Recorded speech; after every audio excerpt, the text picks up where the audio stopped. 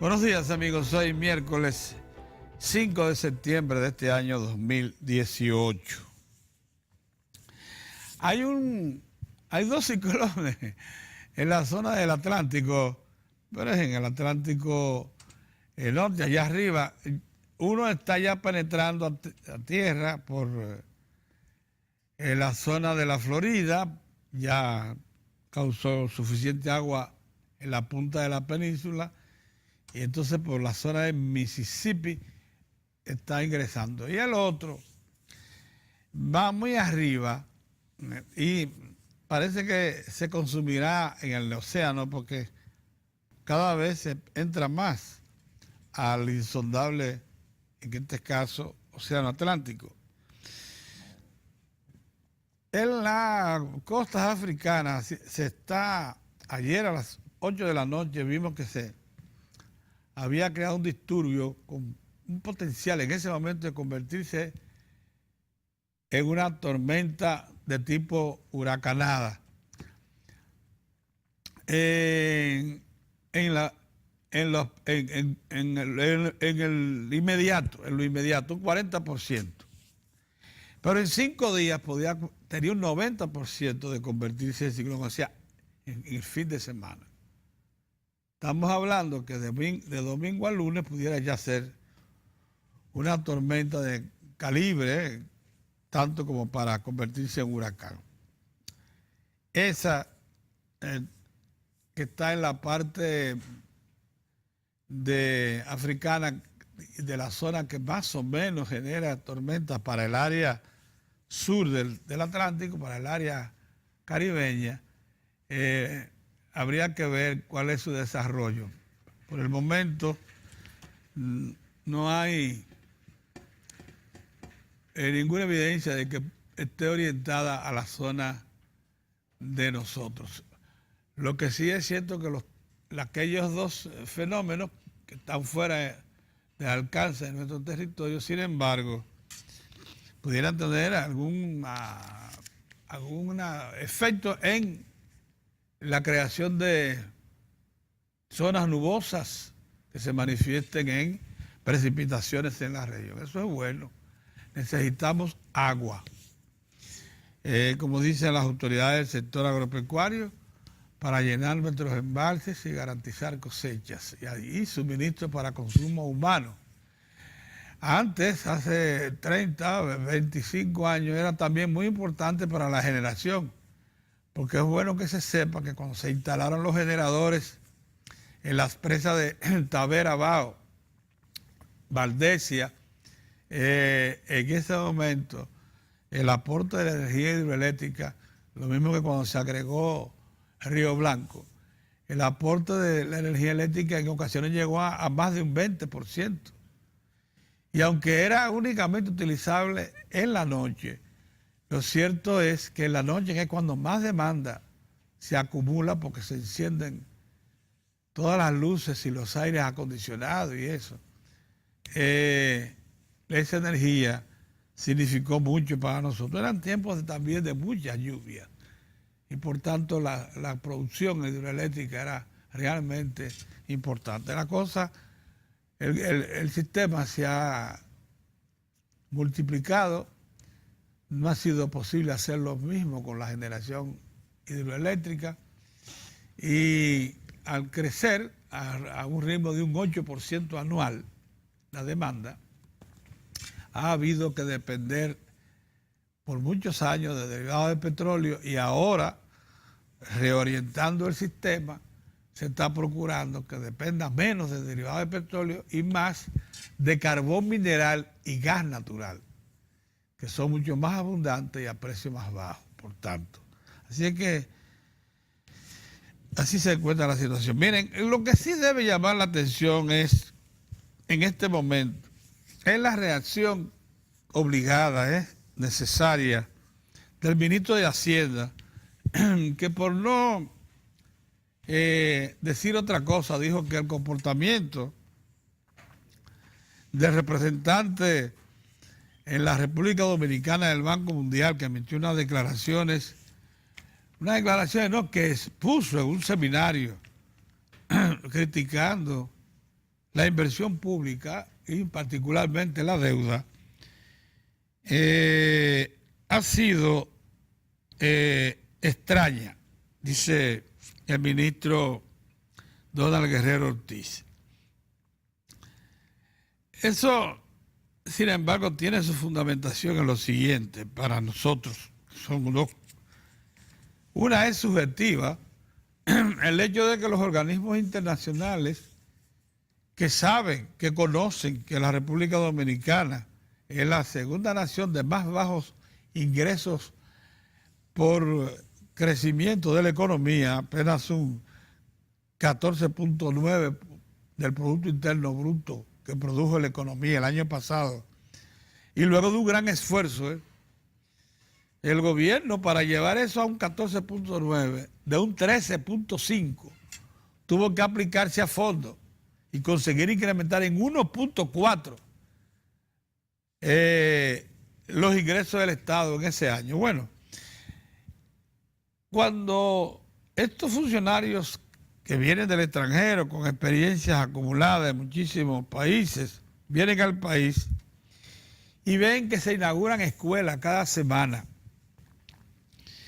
que se habla de la rehabilitación de 54 hospitales, que van más de 30 de ellos puestos en funcionamiento de manera nuevos, con instrumentales y todo, y cuando ve que todavía persiste una buena proporción de pobreza, de dificultad para prestar servicios de salud y de educación, dice, la impresión que se llevan, porque vienen de países desarrollados, señores italianos, que en el país no se hace una eficiente inversión de los recursos públicos.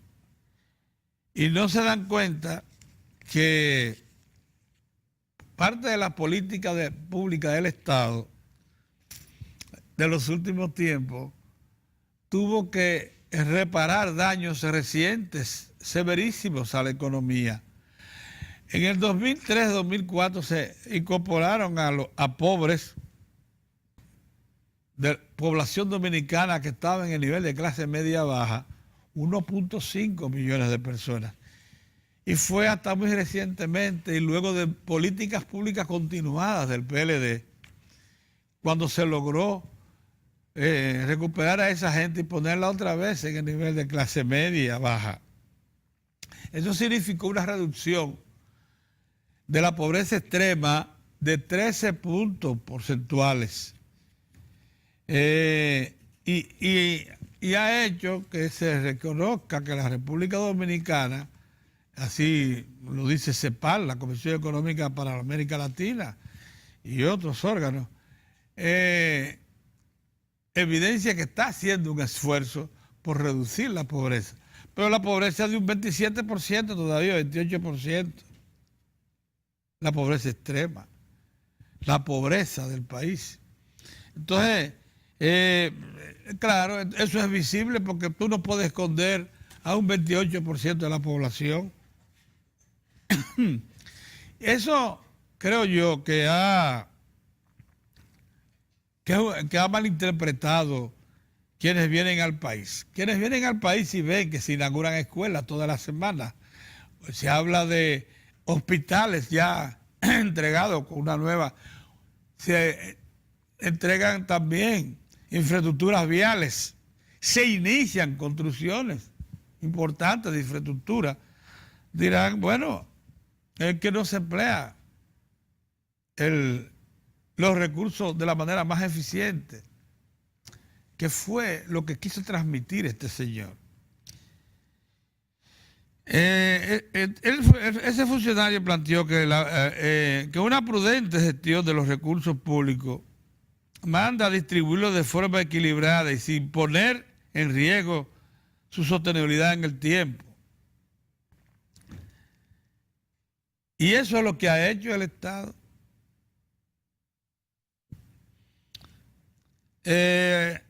la administración, creo yo, que ha hecho no solamente un esfuerzo de ese tipo, sino un esfuerzo con la deuda, que también criticó este señor, y de lo que yo quería entonces emitir un juicio. Pero vamos a decir primero lo que ha pasado.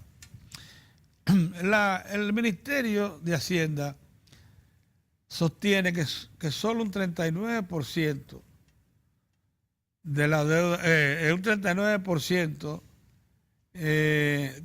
ha comprometido el Estado Dominicano del Producto Interno Bruto como deuda. Y que eso está por debajo del 55.4%, que es el promedio de América Latina. Y algo más, que de un 88% de deuda en moneda extranjera que el país tenía hasta hace unos años, en este año ya ha bajado a un 74%. En moneda extranjera. Lo que quiere decir que se ha hecho un gran esfuerzo por reducir los riesgos que significa usted tener deuda en moneda cuyo valor usted no controla y que están sometidas a las tensiones que conocemos del mercado financiero internacional. A mí me luce que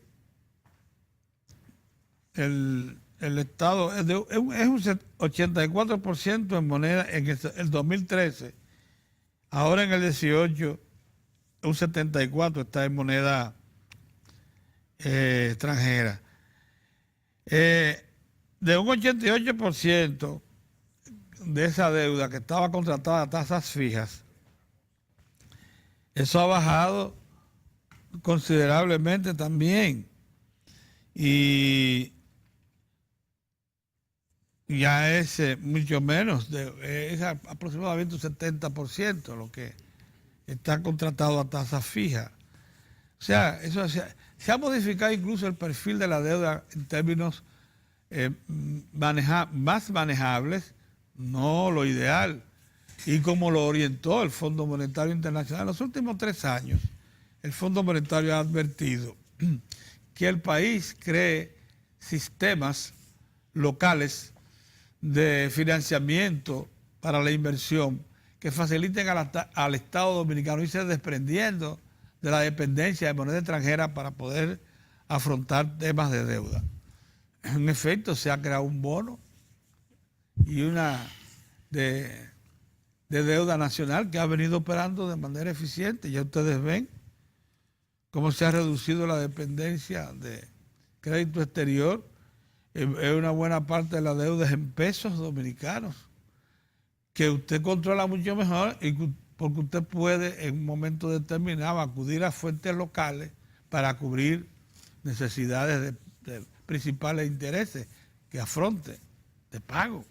Entonces, me parece que ahí también ha habido una apreciación un tanto improvisada de un funcionario que probablemente tenga poco tiempo en el país. Ahora yo quisiera hacer la siguiente recomendación. Ese 39% no es lo que percibe la oposición y no es lo que percibe probablemente el señor representante del Banco Mundial aquí, bombardeado por muchos economistas que han puesto en duda que esa sea la realidad. Además, por economistas que le suman a esa deuda, le suman la deuda del Banco Central como un compromiso nacional. Todo eso porque no se ha hecho el esfuerzo de precisar lo siguiente.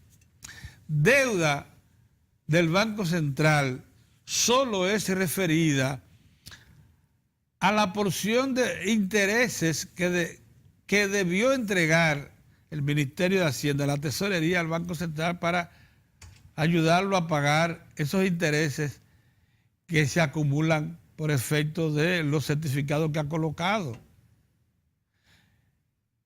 Y eso que anda por los 2.800 millones de dólares equivalentes, está ya calculado en la deuda esos atrasos.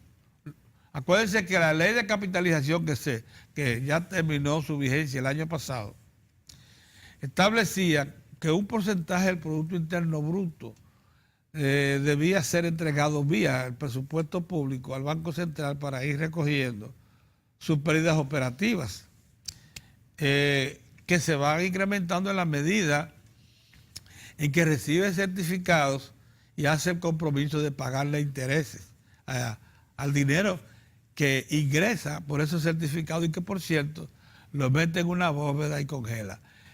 La oposición y los economistas que critican esta política se han dado a la tarea de sumar el total del valor de los certificados depositados en bóveda como deuda. Si es así, estamos hablando de un 10 a un 11% del Producto Interno Bruto. ¿Por qué usted cree que cuando ellos suman la deuda la elevan a 59, a 51%? Y muchos dicen que es superior, porque suman el valor de los certificados en bóveda a la deuda. Y lo van a seguir sumando por ranking eterno. Por más que tú le expliques y le expliques, ellos van a seguir sumando. Y entonces esos 300.000 millones de pesos de valor de certificado que tiene el Banco Central están en bóveda, inmovilizados. Y no se pueden usar para el torrente. Y están ahí porque tienen que estar disponibles cuando usted, señor dueño del certificado, se presente al Banco Central y diga: yo quiero mi dinero. Se lo devuelven. Pregúntele a cualquier dueño de certificado que le haya vencido el plazo en que lo colocó, si ha tenido problemas en retirar su dinero del Banco Central. Entonces el problema está en que las autoridades no explican eso suficientemente al público. ¿Y saben ustedes por qué no lo explican? Porque quieren también unirse a la presión de la oposición para que el Estado y el presupuesto público remita las cantidades que comprometió al Banco Central, que no las cumple. El Estado no las cumple, porque esa es la verdad. Tesorería no cumple los compromisos que ha estado haciendo o que hizo con la ley de capitalización y se quedaron atrás. Un dinero, una deuda. Eso se le puede sumar a la deuda. Pero digan cuánto. No es un 11% del PIB de ninguna manera. Puede ser 1.5 del PIB. O sea, el valor de esos 2.800 millones de dólares que retuvo, que no entregó tesorería porque lo usó en otra cosa, por lo que fuese. Por eso es que se habla de una nueva ley que trata de nuevo de recapitalizar el banco poniendo un plazo más largo y menos oneroso para el presupuesto público, porque resultó que se impuso recoger esa deuda en 10 años y era tan oneroso que tuvieron que violentarla. Eso fue todo. Pero ¿y por qué no se dicen esas cosas tan claro como tiene que ser? Porque hay quienes quieren unirse a esa presión, Mozart. ¿Sabe para qué? Para que les resuelvan su problema también. Así no. Planteemos la cosa con responsabilidad y para que no se den estas malas interpretaciones y no tenga el ministro de Hacienda que salir a decirle a un funcionario de un organismo multilateral que se equivocó en su apreciación, que fue ligero, porque es verdad que lo fue. Claro que sí. Pero además injusto. Es una injusticia decir que en este país se están mal invirtiendo los dineros del pueblo. Cuando usted ve los resultados materiales de inauguraciones de escuelas con tan extendidas, hospitales reconstruidos y algunos nuevos, con todos sus instrumentales, obras de infraestructura importantes que se inauguran. Ahora, es que usted está, el señor representante del Banco Mundial, hay que decirle que usted está en una nación en desarrollo. En desarrollo. Que no ha resuelto su problema, que está en procura de incorporarse al primer mundo de donde viene. Viene de Italia, la gente por ahí está en el primer mundo. Está en procura de eso, pero no lo ha logrado y le falta mucho tiempo por hacerlo, pero está avanzando. Tú sabes lo que dije, lo que a mí, cuál es mi impresión, Monza, que esa gente se queda impresionada cuando ve que se inauguran todas las semanas escuelas y hospitales y oye la queja de lo que queda todavía por resolver. Por ejemplo, la pobreza, hemos recogido 13 puntos porcentuales, pero nos queda un 28. Un 28, ¿sabe cuánto es? 25. ¿Sabe cuánto es eso? Esos son 2.5 millones de personas. Tú no puedes ocultar 2.5 millones de pobres. ¿Cómo lo ocultas? ¿De qué manera? De una población de 10 millones. Entonces vengan esos pobres y juzgan por el total. Eso es todo, Mozart. Hay otras cosas de eso. Pudiera haber asuntos Porque de... un organismo no se va a manejar así, Pedro, por ese tipo de... No, pero hay apreciaciones subjetivas así. Por eso, subjetiva, ahí sí. Sí, pero... no, y le pasa a cualquiera. Sí. Hay gente del pueblo que se lo cree. Sí. Gente bien intencionada, ¿eh? Sí. Porque ve el pobre todavía. Bueno, el pobre existe. Son 2.5 millones que hay de pobres aquí. Te lo va a encontrar en cualquier lugar si procura verlo. Esa gente viene y habla con muchísima gente y se junta, Pedro. Bueno, si estaba bajo la orientación de Miguel Seara Hatton, por ejemplo, como no, estuvo... No solo Miguel, con otro. No, pues te voy a decir, como pasó con el PNUD, que le pusieron a Miguel Seara Hatton, un activo opositor político al PLD, a contabilizar lo que era la acción pública de combate a la pobreza. ¿Qué tú crees que pasó? Que los números le dieron en rojo. Al final. Pero claro, porque pues, él no iba... Tuvieron que sacarlo. Tuvieron que echarlo. Sí. Tuvieron que echarlo. Oye. Mira, esas cosas no se perdonan, Mozart, porque se está jugando. No. Por eso yo soy muy ríspido en ocasiones. Con amigos, yo soy amigo de Miguel Seara de muchísimos años. Pero ese tipo de cosas no es un asunto personal. Tú no lo puedes dejar pasar. No, eso no se puede dejar pasar. Porque no es un asunto personal. Sí, pero eso, tuvo razón el ministro de Hacienda. Sí, es, claro. bueno que haya funcionarios con ese grado de responsabilidad. Así es, claro. Y además de receptividad, fue receptivo a la crítica y reaccionó. Porque hay también otros que se hacen los desinformados, los insensibles, y la cosa les pasa y no les importa. No, aún una crítica de ese nivel debe motivar acción, debe motivar reacción, para que no se sigan aquí asentando juicios inadecuados, injustos, acerca de un esfuerzo de transformación. Por eso, muchas veces yo también, en el grado personal, en relaciones personales, con familias, amigos y cosas, tengo que reaccionar un poco airado cuando veo que se manipula la información. A veces uno sale de casilla, porque el que quiera decir que aquí se ha resuelto el problema es un embustero. Claro. Pero de que se ha avanzado, se ha avanzado. Y eso es visible para cualquiera que tenga cierto grado de justicia en la apreciación. ¿No le parece? ¿Cómo te va, Pedrito? Bueno, a la espera de que se acerque uno de esos fenómenos meteorológicos y nos traiga un poquito de agua. Que se acerque nada más. Hace falta, sí, que se acerque. Que se acerque. Que no es que pase. Buenos días, Pedro. Yo quiero antes reiterar el caso mío, pero también a nombre de los colegas aquí de Diario de Cuatro, nuestras condolencias a Ramón Colombo. Conocemos a Ramón Colombo, un periodista de vieja data. Una persona que nosotros apreciamos muchísimo. Y claro por el trágico fallecimiento de su nieto, uno de sus nietos, ahí está en pantalla, acaecida en Chicago. Lamentablemente, el joven talentosísimo,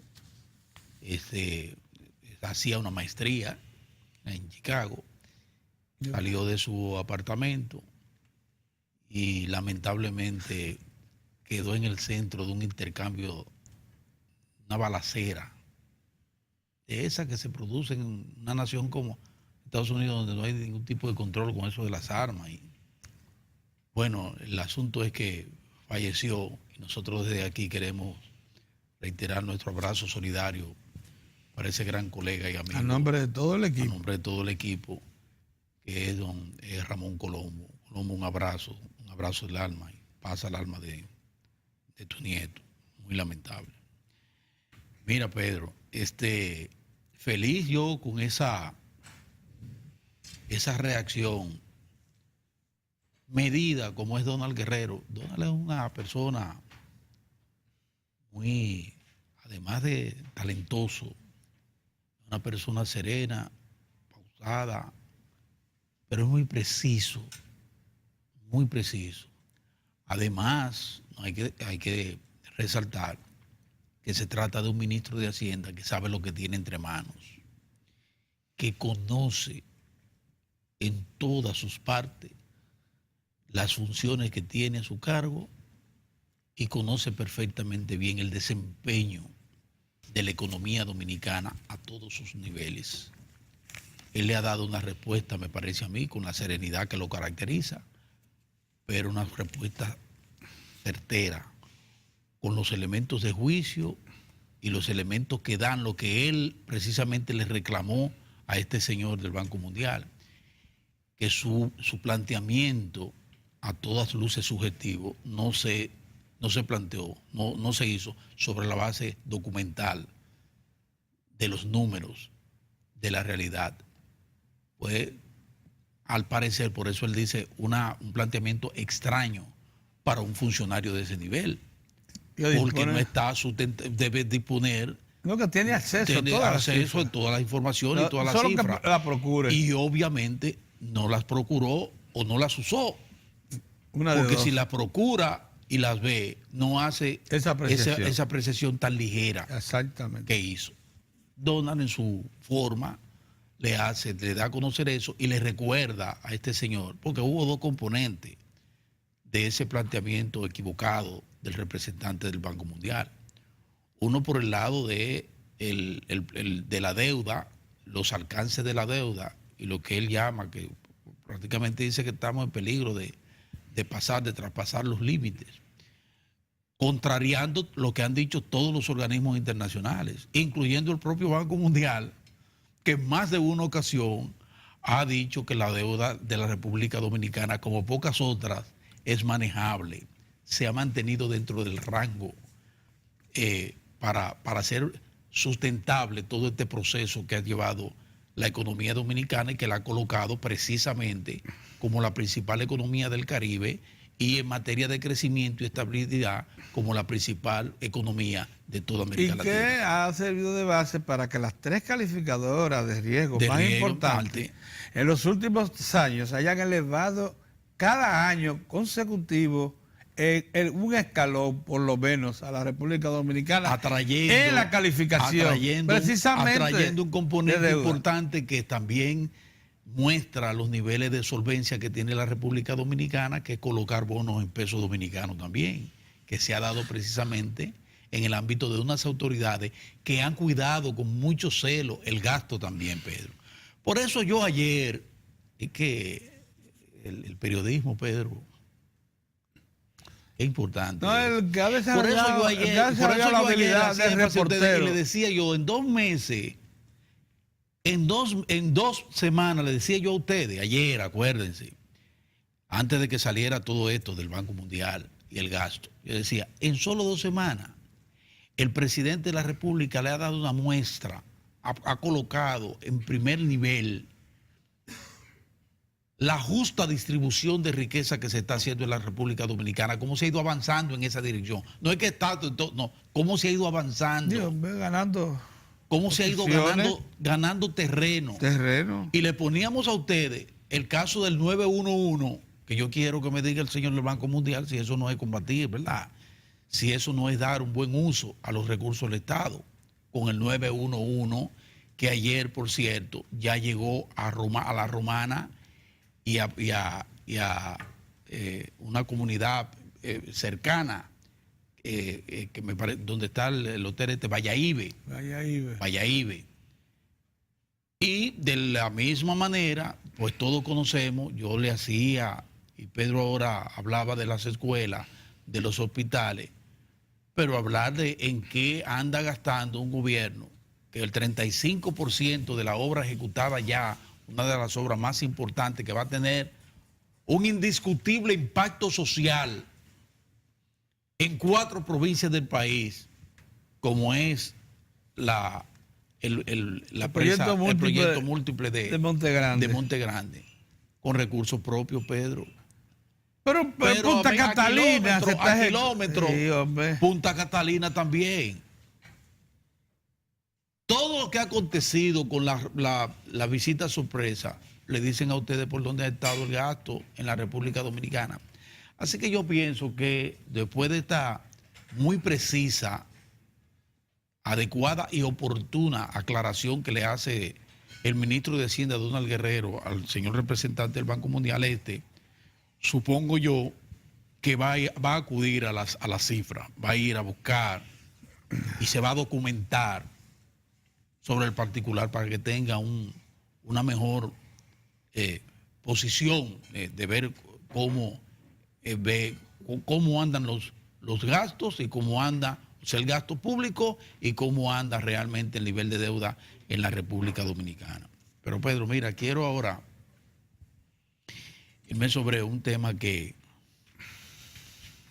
oye, eso sí me preocupa a mí, hermano. ¿Qué cosa, El rebrote de la malaria aquí mismo en Santo Domingo Oeste. Y en la provincia de Altagracia, donde se concentran las 2 grandes poblaciones de haitianos migrantes ilegales. Yo estoy advirtiendo hace tiempo y voy a seguir advirtiendo. Hay que buscarle solución a ese problema. Y digo rebrote porque no es la primera vez ni va a ser la primera vez. Porque hay una gran concentración de haitianos que no es porque sean haitianos, es porque en su país no han logrado resolver el problema de enfermedades de ese tipo. Mínimamente, como si lo logramos nosotros, que logramos erradicar a esa malaria y a otras muchas enfermedades. Logramos controlarla porque estábamos en condiciones de hacer eso. Ellos no. O sea, no es porque sean haitianos, es porque realmente Haití adolece de ese problema. Y como adolece de ese problema, y aquí hay una frontera completamente porosa, que a pesar de los grandes esfuerzos que se vienen haciendo por controlarla, continúa penetrando y están aquí, van y vienen. No hay control de tipo sanitario. ¿A quién le pregunta si está enfermo, si viene con un problema? ¿A quién? ¿Y cómo se dan cuenta de eso? Son 390 kilómetros de frontera. Exactamente. Usted puede coger el punto que usted quiera y entra. Y una malaria, ¿sabe quién es que transmite la malaria? El mosquito. Ve a ver si el mosquito va a preguntar. Y uno lo dice así, pero eso es grave. Hay muchísimas otras enfermedades. Eso es grave y hay otras muchas enfermedades que provienen de Haití. Pero no es porque sean haitianos, es porque Haití tiene ese problema. ¿Y qué quieren? Que uno no lo diga. Es que Haití se está absorbiendo cerca del 40% del presupuesto de salud pública. En Haití se concentra los la más alta proporción de VIH-Sida de toda América Latina. Esa es la realidad. Imagínese usted, esa es la realidad. Ese peligro cruzando la frontera. Entonces algo hay que hacer con eso, en adición a todo ese esfuerzo que se está haciendo a nivel de las Fuerzas Armadas y todos esos controles y los drones, y todo eso es muy bien. Pero hace falta otro componente adicional. Vamos a ver cómo le marchamos al problema sanitario, Pedro. Vamos a ver cómo nosotros controlamos eso. Porque a mí me espanta, cuando a mí me hablan Santo Domingo Este, ustedes saben de cuánto, de qué cantidad de personas me están hablando a mí. Me están hablando a mí de cerca de 300,000 personas, Pedro, que viven ahí. Y que tienen, y que cruzan, vienen y van. Vamos allá y venimos, porque estamos ahí. O cerquita, y nos juntamos todos acá en el distrito y salimos a otras provincias. Pero lo propio para el turismo, imagínense ustedes, un problema de ese malaria, vector metido allá que mismo. se mete ese vector ahí Como está en esos ahí, hoteles. no, en la provincia. En la provincia de Altagracia está el segundo gran vector de malaria. Haitiano también. Por la gran concentración de población haitiana que hay en el sitio. No me voy a parar con esto. Ese es un problema grave que tenemos nosotros. Problema grave de verdad. Y usted ve, busque los puntos, vayan y busque. Tú dijiste que estaba en el mercado en estos días, en el mercado Villa. Yo fui al mercado. Una cosa terrible, Pedro. Hay que ir a ese mercado de Villa Consuelo para que usted vea. Eso es terrible. Y al otro, al de allá arriba. Entonces dicen, para que usted vea lo que las es. Las autoridades municipales dicen que ellos se están ocupando de combatir. Pero que se están pero ocupando, que vayan al mercado. Pero nuevo, que ocupándose de qué, para Pedro? que vean el lodo, la podredumbre, la suciedad.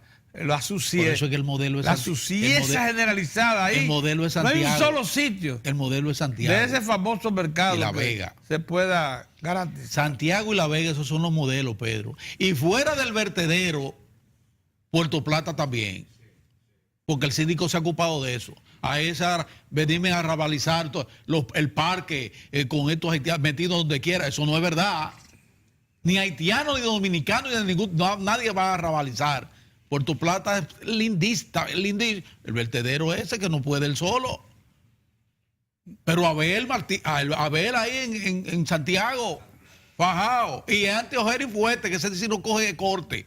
Ese no coge chantaje de ningún tipo. Es concentrado en su asunto. Desarrabalizar y hacer de Santiago lo que Santiago siempre fue. Una ciudad limpia. ¿Entiendes?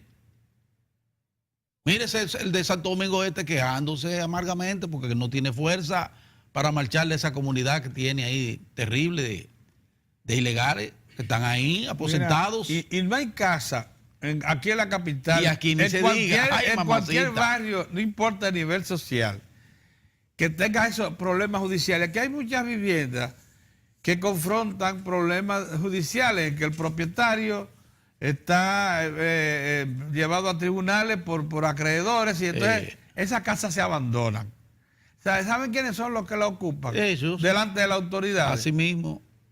Contingentes de haitianos. Sí. Que inmediatamente la convierten en un tugurio y la deterioran. Sí. Pero eso está pasando en todos los barrios de la capital. No, porque que ellos se mete uno y viene la manada. Vienen una todos. manada. Sí, entonces, una cosa terrible. He mencionado el murito de 390 kilómetros con 5 entradas y salidas, donde se controla incluso a migrantes haitianos que trabajen, que tengan su affidavit, que tengan su contrato de trabajo, que pasen por ahí, completen se estacionen en zona de trabajo y regresen a su país. Pedro, la Virgen de la Altagracia hace especial énfasis en la provincia. Su presencia. ¿Tú te imaginas un brote de malaria, un hotel de esa cadena hotelera? ¿Tú nada más te imaginas lo que eso sería para lo que significaría eso para este país? Esta gente no piensa en eso. No piensan en eso. Su dejadez es tan terrible que no piensan en eso. Terrible. Pero mira, quiero ahora. El ministro confesó ya, el ministro de Salud, que hay un brote de malaria. Y dio los detalles. Lo confesó. Sí. Pero va, aquí el ministro de Salud, nosotros necesitamos traer al ministro de Salud. Claro. Para hablar con el ministro de Salud. Miren otra cosa. O sea, el hombre ustedes saben que nosotros, yo todavía estoy. Con responsabilidad lo confesó y dijo que hay una acción. Yo todavía estoy encantado con lo que está pasando en Monte Grande. Por el asunto, por ese sur, olvidado por tanto tiempo, y que encuentra en ese gran proyecto. Óyeme, eso sería el renacer, el despertar y ya el arranque de esa provincia, hay que llevar, todas esas provincias. Hay que llevar representantes del Banco Mundial para que vean Monte Grande, para que le expliquen la repercusión de Monte Grande. Pedro, y la repercusión de Punta Catalina que también. Mira, no hemos cumplido. Yo quiero hacerme eco, porque además estoy muy de acuerdo con ellos. a ese sentimiento y la búsqueda que tienen los productores y las comunidades de la línea noroeste de Mao por una presa como la presa de Amina. No, ellos tienen su presa. Mira, la de Amina, espérate.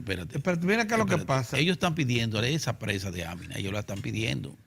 Porque ellos temen que Pues, cada vez que hay grandes crecidas no de es que temen, es que cada vez que hay grandes crecidas se lo lleva todo. No, se anegan. Se anega todo. Todos los cultivos. Y todos esos cultivos, incluyendo, tuviste la pérdida. El mismo ministro de Agricultura, el actual, el amigo Osmar Benítez, tuviste la pérdida. Pues parece el año antepasado declaró 10 millones en pérdida. Y escuchamos ahí a uno de los productores de banano de calidad, las pérdidas que tuvo. Entonces, yo creo que ese es un proyecto, Pedro, que porque ellos tienen que entender también que es un asunto de disponibilidad de recursos. Y oportunidad. Fíjense que la administración del presidente Danilo Medina ha tenido que emplearse a fondo sobre la base de esa voluntad suya, del presidente de Danilo Medina, emplearse a fondo para buscar esos recursos para que obras tan trascendentes como esa no se detenga. Pedro, caerle atrás a 405 millones de dólares, que es en esta etapa, porque eso lleva lo de la electricidad, que es otro componente adicional, que habrá que buscarlo, y que Donald Guerrero, a propósito, dice, anda detrás de eso, de ver cómo se consigue eso. Pero mientras tanto, ese 35% que va en ejecución ha salido precisamente de las arcas del gobierno. Y para eso, para un gobierno que tiene para un Estado que tiene tantas limitaciones en materia de recursos, con una presión fiscal mínima muy por debajo a la media latinoamericana, eso es una proeza. Marcharle, como dice Pedro, a dos grandes obras como Punta Catalina y Monte Grande a la vez, para tener la lista a las dos en el 20, con el presupuesto público. Ay, hay que ser, mira, hombre, sí. mira, Hombre, el que no reconoce una cosa así, y vamos a ver lo que va a acontecer ahora. ¿Qué va a pasar? ¿Qué va a pasar en el país en términos generales y en términos muy particulares en toda esa región que arranca, en el caso de Punta Catalina en materia de energía, ahí en Baní, y se te proyecta y entonces se recoloca allá en Monte Grande? Con eso decía anoche Julio Ortega, todo, nada más son 18 megavatios, Julio. 18 megavatios para esa zona. El consumo general de la región no llega a 10. No llega a 10. Ojalá que toda esa energía se le entreguen a la región. Se le entreguen a la región. Nada más. Exactamente. Porque fíjate que lo que pasa es que la generación hidroeléctrica es generalmente nocturna. Sí. Entonces lo que hace es que se la entregan al sistema a cambio de que el sistema le regrese lo que necesita la región. Pedro, y que a pesar de que especialicen la región compensándola, que la especialicen para que reciba energía permanentemente 24 horas. Porque ahí sí estoy yo de acuerdo con Julio también. Hay un problema que no es solo generar energía para esa zona, muchas de las cuales solo apenas, como decía Eddie Mateo, el senador amigo de Barahona, que hay comunidades que apenas reciben 4 horas de energía, Pedro, al día. Sí. A pesar del esfuerzo, usted sabe que la UER, que se llama la UER, que son pequeñas.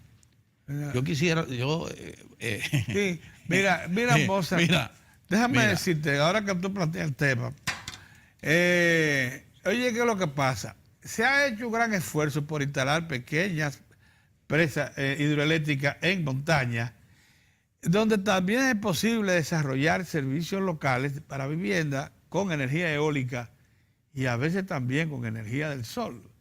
Pues entonces se ponen los paneles solares y te resuelven, pero se quedan muchas áreas sin servir todavía, porque sería un gran esfuerzo el que habría que desarrollar para recoger ese déficit. En el caso muy específico de la región suroeste, el problema está en que llevar circuitos especializados 24 horas a zonas tan lejanas, es que eso es costoso. Entonces, para eso hay que crear circuitos. Hasta a esa zona lo que van son líneas centrales que se afectan por los apagones. A eso ahí me quería referir, ahí que eso que me quería referir, que ayer Julio Ortega, muy juiciosamente decía, el problema es que no solo general, un problema también de distribución. Ahí es que está la distribución para esa energía. La gente se pregunta, ¿y por qué tantos circuitos? Antes había nada más 60 y pico de circuitos. Sí. Después pasaron a 150. La cosa va por 500 circuitos. Así es. ¿Saben ustedes por qué? Porque la medida en que se pone bajo control el sistema, las líneas centrales que transmiten la mayor cantidad de energía y se hacen las acometidas a partir de líneas secundarias y terciarias, se pueden hacer los circuitos. ¿Qué es un circuito? Un distribuidor de energía en una zona específica. En una zona, exactamente. Eso es lo que es un circuito. Para el barrio Arroyo Hondo hay un circuito 24 horas porque se puede hacer, y lo está haciendo la 13. Y bien que lo está haciendo, 24/7. Lo están haciendo. Oye, eso es un palo. Aún a veces con baja entrega. ¿Saben ustedes por qué? En reconocimiento al buen pagador. Los barrios, si un barrio paga bien, ese barrio recibe energía 24 pero mira, horas. había una cosa, yo tenía unos pleitos, Pedro, ahí por los jardines, con un barrio ahí que no se negaban a pagar. Ah, bueno. Y entonces iban donde mí, mire, el periodista, digo, a mí no me vengan hablando, paguen. Porque paguen, porque mientras ustedes no pagan, esta gente que está pagando, tienen que subsidiarlo a ustedes, paguen. Entonces vino el proyecto interesantísimo de las tarjetas. Entonces le dije, bueno, pusieron un reloj, Pedro, en el poste, en el distribuidor de todo el barrio. Entonces, eso es un circuito ya. Un circuito, sí, un reloj. Sí, con su a tal circuito. hora, ¡pa!, apagaba el asunto. Sí. Entonces, ¿qué pasó ahora?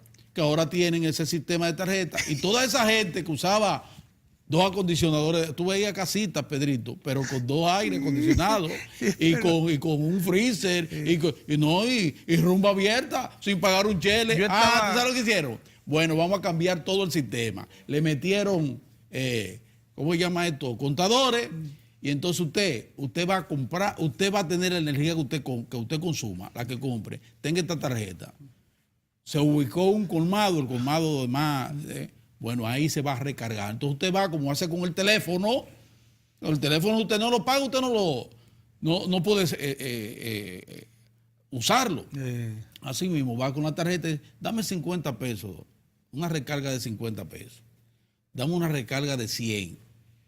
Bueno, mientras la tarjeta te dure, tú puedes usar. Ya la gente por ahí tiene 24/7, pero está pagando todo el mundo. Que le pregunten a Villa Juana si tienen problemas de energía, porque en Villa Juana se concentran pequeños talleres. Ajá, de todo tipo. De todo tipo. Pero de todo tipo. De tornería. De herrería. De herrería. Todo eso. Eso necesitan energía para poder trabajar y producir. Bueno, ellos se pusieron de acuerdo con Edesur. Son buenos pagadores. Exactamente. Y no les falta la energía. No les falta energía. Así de sencillo.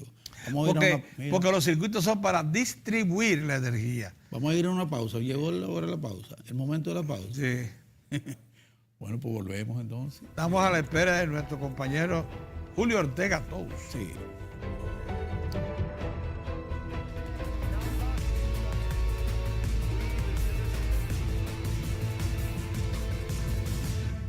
Nos sentimos muy agradecidos por su sintonía. Se ha demostrado al transcurrir de los años que debemos estar bien informados de todo lo que ocurre tanto nacional como internacional.